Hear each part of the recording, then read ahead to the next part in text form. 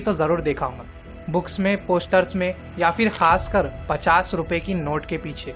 जी हाँ दोस्तों, ये स्ट्रक्चर आपको 50 रुपए की नोट के पीछे देखने मिलेगा। लेकिन आपने कभी ये नहीं सोचा होगा कि असल में ये चीज़ है क्या। इस चीज़ को कहा जाता है स्टोन चैरियट, जो कि आपको हम्पी में देखने को मिलेगा।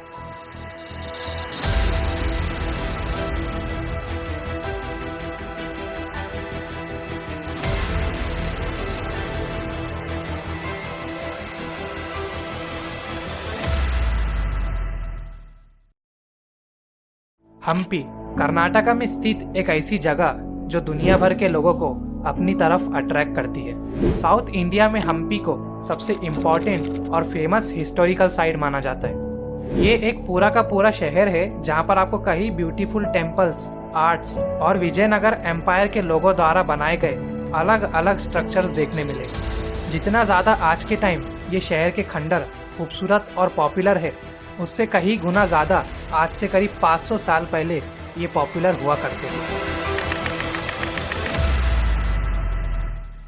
एक रिसर्च के मुताबिक 1500 सदी के एरा में अगर बीजिंग के बाद दुनिया का सबसे अमीर और सबसे बड़ा अगर कोई शहर था तो वो था हम्पी। जी हाँ दोस्तों, हम्पी में एक्सकेवेशन साइट्स के दौरान कई ऐसे सील्स और ब्राह्मी इंस्क्रिप्शंस पाए गए हैं जो कि बताते हैं कि हम्पी एक टाइम में मौर्य एम्पायर का पार्ट हुआ करता था। जी हाँ दोस्तों, अब जो मौर्य एम्पायर था वो इंडिया में स्टैब्लिश हुआ था 300 से 200 बीसी के दौरान, यानी आज से करीब 2300 साल पहले। जी हाँ दोस्तों, बर्टन स्टीन जो कि एक अमेरिकन हिस्टोरियन थे जिन्होंने अपनी पूरी जिंदगी इंडिया के अंदर रिसर्च में गुजारी, और इनकी एक रिसर्च के मुताबिक हम्पी को एंशियंट टाइम्स में कई अलग अलग नामों से पुकारा जाता था, जैसे कि विरूपाक्षा पाटना या फिर विजय विरूपाक्षापुरा।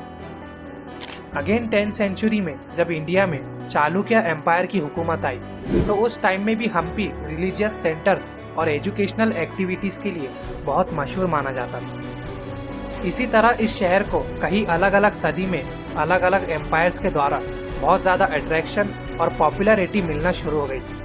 लेकिन जो सबसे ज़्यादा इज्जत और पावर इस शहर को मिली वो थी विजयनगर एम्पायर के दौर में। जी हाँ दोस्तों, विजयनगर एम्पायर।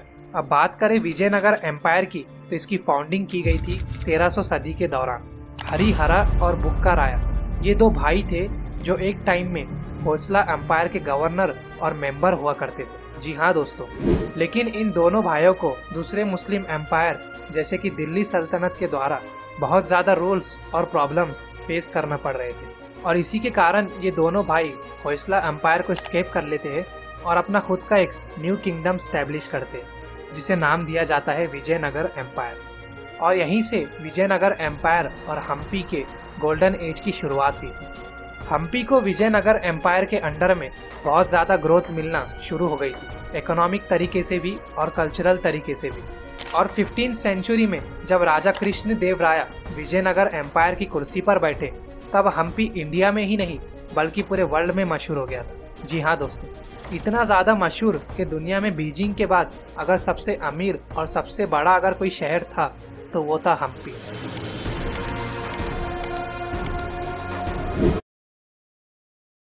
RummyCircle.com पर खेलो, रहो एक कदम आगे और जीतो कैश प्राइजेस।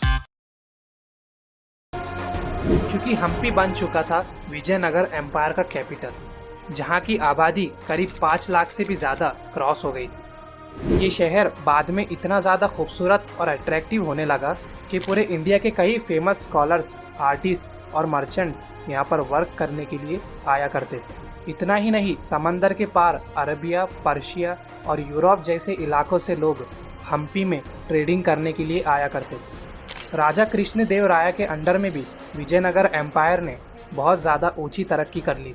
इंडिया के कई अलग अलग रीजन्स को ऑक्यूपाई करके साउथ इंडिया का पूरा कंट्रोल विजयनगर एम्पायर के अंडर में आ गया था। और राजा कृष्ण देव राय ही एक ऐसे किंग थे जिनके अंडर में हम्पी इतना ज़्यादा फैला और मशहूर हुआ, और इसीलिए इन्हें इंडिया की हिस्ट्री में ग्रेटेस्ट रूलर्स में से एक भी माना जाता है। जी हाँ दोस्तों, हम्पी जगह को किस वजह से हम्पी कहा जाता है? हम्पी ये वर्ड आया है पंपा से।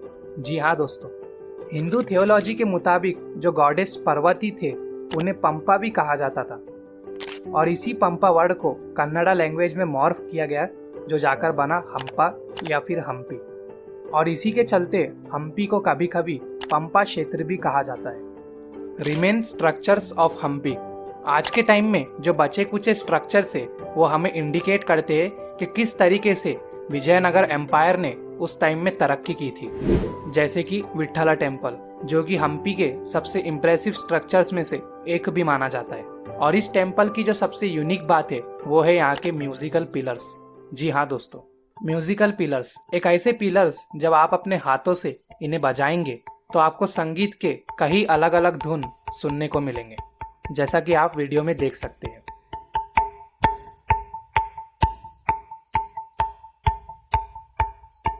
Calling bell.